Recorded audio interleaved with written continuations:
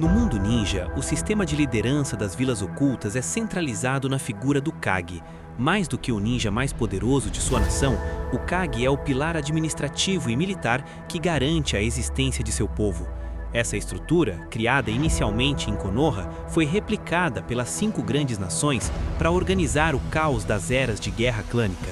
O cargo exige decisões que moldam gerações, desde a alocação de recursos econômicos até a estratégia de defesa de suas fronteiras. No entanto, a gestão de uma vila não é apenas técnica, ela é puramente política. E é nesse ponto que as semelhanças com o nosso mundo aparecem. Assim como no Brasil de hoje você vê discussões acaloradas entre os apoiadores de Lula ou Bolsonaro, onde cada lado defende uma visão de país, no mundo shinobi, as decisões de um Kage dividem opiniões até hoje. Hoje, nós vamos analisar os fatos, as gestões e os legados de cada líder, e ao final você vai decidir quem foi o melhor presidente do mundo ninja. Prazer conhecer vocês. Eu sou o Chojuro e sou o atual Mizukage. É uma grande honra receber vocês aqui. A Vila da Névoa é um dos casos mais intrigantes de estudo político no mundo shinobi.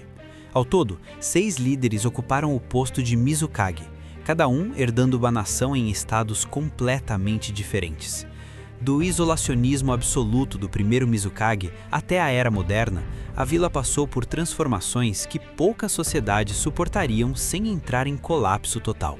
Para o cidadão que viveu sob o mandato de Yagura Karatachi, a vida não era medida em conquistas, mas em sobrevivência. Imagine ser um pai de família nesse período. Você não sabia se seu filho voltaria da escola ninja ou se seria sacrificado em um ritual de graduação. O clima era de um estado policialesco, onde o governo tinha controle total sobre a narrativa e as fronteiras. Administrativamente, a vila era uma caixa preta. Ninguém entrava, ninguém saía e o capital não circulava. Foi um período de estagnação econômica e trauma social profundo. Embora houvesse ordem, era uma ordem mantida pelo medo, algo que supostamente interessava apenas Obito, que das sombras manipulava o Mizukage. Ele fica com febre com uma caminhada curta dessas? Ora, na minha época Au. Não é mais a época sombria em que éramos chamados de Aldeia da Névoa Sangrenta. O pesadelo criado pelo quarto Mizukage acabou há muito tempo. Você faria bem em não relembrar o passado. A transição para Meiterumi foi o que os aldeões chamariam de o fim do pesadelo. O foco dela não foi expandir o território ou criar novas armas, mas sim restaurar a dignidade do povo. Ela foi a líder que abriu as janelas para que o ar fresco da diplomacia entrasse. Sob seu comando, o cidadão de Kiri parou de ser visto como um monstro pelo resto do mundo. Foi um período de cura, essencial para que a vila não desaparecesse do mapa. Mas a economia ainda sentia o peso dos anos de isolamento. Embora estejamos em paz agora, não significa que todos os horrores da guerra tenham sido apagados da nossa mente. E como nós explicamos isso para o nosso povo? Se você perguntasse para um ninja tradicionalista, ele diria que o sexto Mizukage, Chojuro, é um líder morno. Mas se você perguntar para o aldeão que hoje vive em um arranha-céu na Vila da Névoa, a resposta é outra. Na era de Boruto, o Chojuro transformou a vila no que muitos chamam de a Dubai do mundo ninja. O cara simplesmente aplicou o livre mercado. Hoje, a Névoa vive de tecnologia de ponta, turismo de luxo e cassinos. Para o cidadão comum, esse supostamente é o melhor momento da história para se viver em Kiri. É difícil não afirmar que, em termos de qualidade de vida e prosperidade, o governo dele superou os anteriores. Ele pode não ser o mais intimidador, mas é o que colocou a Vila da Névoa na rota do dinheiro global. No fim das contas, para quem paga as contas na vila, a paz que o comércio traz parece valer muito mais que qualquer glória de guerra do passado. Eu quero muito fazer parte desta aldeia e também quero o título de Kazekage, como um shinobi da areia. Ao olhar para a Vila da Areia, a primeira coisa que se nota é que ela é uma nação construída contra todas as probabilidades. Ao contrário da Vila da Folha, que desfruta de terras férteis, a areia sobrevive em um dos ambientes mais letais do mundo. Para o aldeão comum, a figura do Kazekage nunca foi apenas a de um líder político, mas a de um gestor de sobrevivência. 5 homens ocuparam esse posto, e cada um teve que lidar com a escassez de recursos e a pressão constante de vizinhos mais ricos. A fundação militar da vila veio com Shamon, o segundo Kazekage. Ele foi o homem que entendeu que, como eles não tinham números, precisavam de inteligência. Shamon institucionalizou o uso das marionetes e a pesquisa sobre os Jinchurikis. Para o cidadão daquela época, o governo de Shamon foi um período de corrida tecnológica. Ele transformou a vila numa espécie de Israel do deserto, um território pequeno e seco, mas tão perigoso e avançado em armamentos que ninguém ousava invadir sem pensar duas vezes. Chegamos num ponto em que, se não conseguirmos manter nossas defesas, a areia ficará enfraquecida e isso será irreversível. E vamos depender do comércio de pó de ouro. A era do quarto Kazekage, Hasa, é um dos capítulos mais sombrios da vila. Administrativamente, a areia estava sendo sufocada. O senhor feudal estava cortando verbas e passando missões para a folha por serem mais baratas. No desespero para manter o balanço de pagamentos da vila, Hasa tomou uma decisão que nenhum pai ou líder deveria tomar.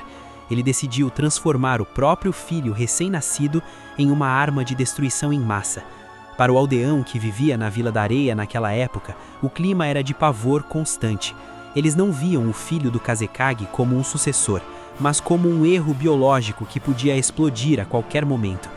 Imagine morar em uma cidade onde você tem que atravessar a rua quando vê o filho do presidente vindo, porque o monstro dentro dele, o Shukaku, podia despertar ao menor sinal de instabilidade. Hasa tentou gerenciar a vila como se fosse uma corporação, tratando o próprio filho como um ativo militar descartável. O resultado? Uma tentativa de golpe frustrada ao lado de Orochimaru, que terminou com Hasa traído, morto e a vila órfã, humilhada internacionalmente e com a economia no fundo do poço. Seu povo precisa de você. Você forjou um vínculo com todos eles e foi aceito por eles. Você é o Kazekage da aldeia da areia, Gaara. A ascensão de Gaara ao posto de quinto Kazekage é o maior case de mudança de imagem na história ninja. No início, o povo tinha asco e medo. Ele era o demônio que caminhava entre eles. Mas Gaara operou uma reforma administrativa e psicológica sem precedentes. Ele trocou o ódio pela proteção. O ponto de virada para o cidadão comum foi quando a Akatsuki atacou. Naquele momento, o cara que todos temiam usou cada gota de seu poder não para atacar, mas para criar um escudo de areia gigante que cobriu toda a vila, protegendo até o último aldeão das bombas do Deidara. Ele escolheu ser capturado para que nenhuma casa fosse destruída. A prova real de que ele é o maior e mais amado líder que a areia já viu veio no seu retorno. Quando Gaara foi ressuscitado e voltou para casa, ele não foi recebido com o protocolo frio de um cargo político, mas com o choro e os gritos de uma população que finalmente se sentia cuidada. Ele transformou a Vila da Areia no maior aliado estratégico da Vila da Folha. Hoje, a areia vive uma paz sem precedentes, embora muitos digam que a vila hoje é quase um puxadinho diplomático de Konoha. O Gaara trouxe a prosperidade, mas para isso ele teve que abrir mão daquela soberania agressiva do passado e apostar tudo na parceria global. Para o aldeão que prefere dormir em paz do que morrer por um ideal de guerra, o governo do Gaara é o paraíso na Terra.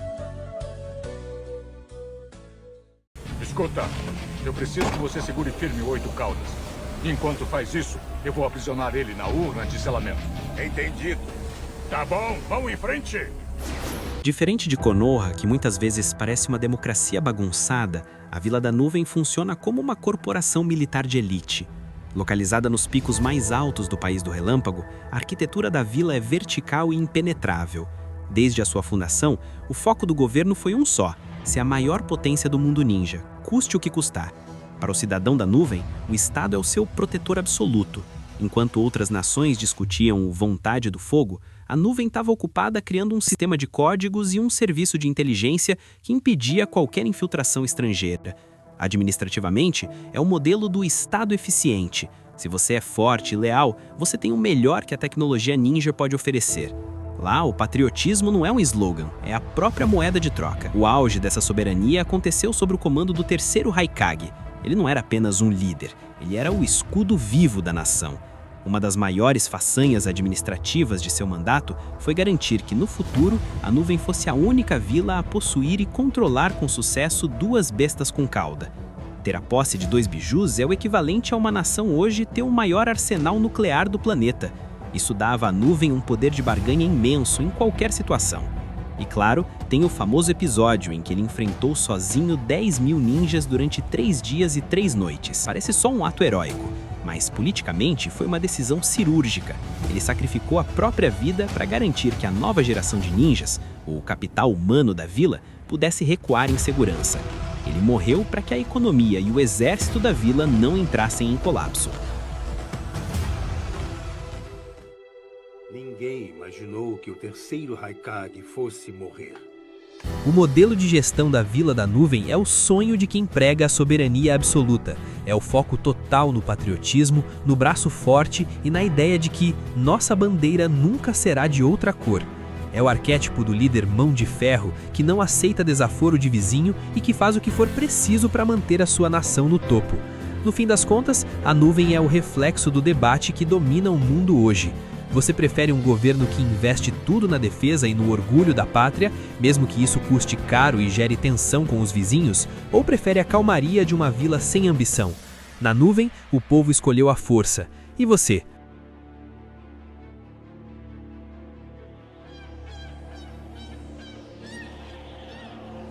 Até os gansos selvagens sabem a importância de uma formação.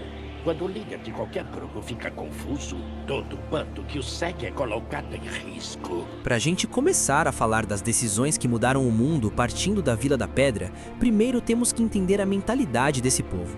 Localizada em um território cercado por montanhas de pedra maciça, a vila possui uma das defesas naturais mais eficientes do planeta. Administrativamente, eles são guiados pela vontade da pedra, que não é uma filosofia poética como a de Konoha, mas uma ideologia de resiliência absoluta e obediência à hierarquia. Para o aldeão que vive lá, o governo é visto como uma rocha. Pode ser duro e difícil de lidar, mas é ele que impede que a montanha caia sobre a sua cabeça. É uma sociedade que preza pelo segredo e pela estabilidade. Enquanto outras vilas mudavam de líder a cada crise, a Vila da Pedra se orgulha de ter tido uma das linhagens mais estáveis de Kages, focada em manter a soberania e a influência custe o que custar. No entanto, nem tudo foi sólido na história da vila. Durante o período das grandes guerras ninjas, a Vila da Pedra sofreu um desgaste imenso.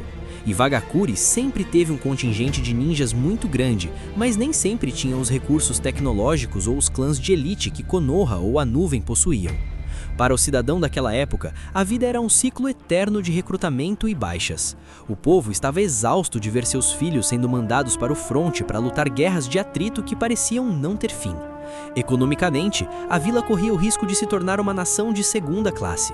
Foi um período de incerteza, onde a teimosia da Vila da Pedra parecia estar rachando sobre a pressão das potências vizinhas. A decisão mais decisiva e controversa na história da vila veio do terceiro Tsuchikage, Onuki, o das duas balanças. Ele entendeu que para a Vila da Pedra continuar sendo uma superpotência sem sangrar o seu próprio povo, ele precisava jogar o jogo da Realpolitik. A grande façanha administrativa de Onuki foi a decisão de contratar a Akatsuki para realizar as missões mais perigosas e lutar as guerras da vila. Visto de fora, parece uma traição aos princípios ninjas, mas do ponto de vista do aldeão da Vila da Pedra, foi um milagre. Enquanto as outras nações perdiam seus jovens em combates diretos, Onuki usava mercenários para fazer o trabalho sujo. Isso permitiu que a economia da vila permanecesse estável e que as famílias locais não perdessem seus filhos no campo de batalha. Ele foi o mestre em manter a paz interna, financiando o conflito externo. Onuki é a representação perfeita do que a gente chama na política real de velha guarda, ou o legítimo chefe do centrão. No microfone das reuniões de cúpula, ele falava de honra e criticava as outras vilas, mas nos bastidores, ele era o maior cliente de grupos mercenários para garantir que o governo dele não tivesse desgaste. É o jogo da conveniência, é aquele estilo de líder que no microfone defende a moral e os bons costumes, mas nos bastidores faz o acordo que for preciso com quem quer que seja para conseguir governar. No fim do dia, o discurso de pureza cai por terra quando o assunto é manter o poder e a estabilidade. Para o aldeão da Vila da Pedra, que viveu décadas de estabilidade sob o comando dele, Onuki supostamente foi o melhor gestor que já existiu. Pelo orgulho da Aldeia da Folha e, sobretudo, a segurança do País do Fogo, caso não consigam capturá-los, matem-nos! Vão! Para encerrarmos com chave de ouro, chegamos ao coração do mundo ninja. a Vila da Folha, a vila mais estruturada e poderosa. E aqui é impossível não falar de Tobirama Senju, o segundo Hokage. Se Hashirama foi o sonho e a fundação, Tobirama foi a canetada e a lei. Ele foi o homem que transformou um acampamento de clãs em um estado organizado. A grande façanha administrativa de Tobirama foi criar as instituições que todas as outras nações copiaram. A Academia Ninja para formar cidadãos, o sistema de exames Chunin para medir competência e a polícia militar para manter a ordem interna. Para o aldeão comum, o governo de Tobirama trouxe previsibilidade. Você sabia como seu filho seria treinado e como a vila se defenderia. Ele escreveu a Constituição que deu ordem ao caos. Porém, nem toda decisão técnica é uma decisão justa. Ao criar a polícia militar e entregar o comando aos Uchiha, Tobirama supostamente estava dando prestígio a eles, mas na prática ele os isolou da política central da vila. Ele criou um estado dentro do estado. Para um cidadão Uchiha, o governo do Tobirama foi um período de marginalização disfarçada de honra. Ele plantou a semente de um racha político que décadas depois quase levaria a Vila da Folha à extinção. Foi uma gestão focada na estrutura, mas que falhou na integração social de um dos seus pilares mais importantes.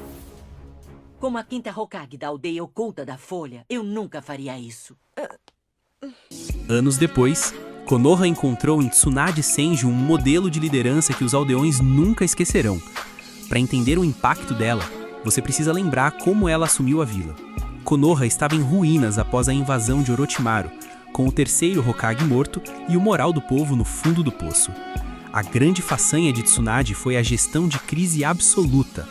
No ataque de Pen, ela não ficou no gabinete. Ela usou cada gota de seu chakra para proteger e curar cada cidadão, preferindo entrar em coma a ver um único aldeão ser dizimado. Mas o seu maior legado político foi a unificação. Foi sob o comando de Tsunade que, pela primeira vez na história, as 5 grandes nações se uniram como uma só força na 4ª Grande Guerra Ninja. Ela pegou uma vila devastada e entregou para o seu sucessor uma nação em paz total, respeitada e líder de uma aliança mundial. Para um cidadão consciente que viu o mundo se unir para salvar a humanidade, Tsunade pode ser considerada a melhor líder que Konoha já teve. É claro que muitos poderiam apontar Naruto como o maior, já que ele trouxe uma era de tecnologia e modernidade sem precedentes. No entanto, a gestão dele sofreu uma interrupção drástica por um erro de cálculo que um líder não pode cometer. Ao decidir trazer um forasteiro perigoso para dentro de sua própria casa, Naruto acabou expondo a segurança da vila e a de sua própria família, o que resultou até o momento no fim de seu mandato. Ele ainda pode retornar, calar minha boca e ser o maior da história, mas é inegável que, como Hokage, ele falhou na regra básica de proteção das fronteiras internas. Agora, a pergunta final é para você, que acompanhou até aqui. Analisando os fatos e os resultados para o povo, quem foi o melhor Kage para sua própria aldeia? Deixe o seu comentário aí embaixo dividindo a sua opinião.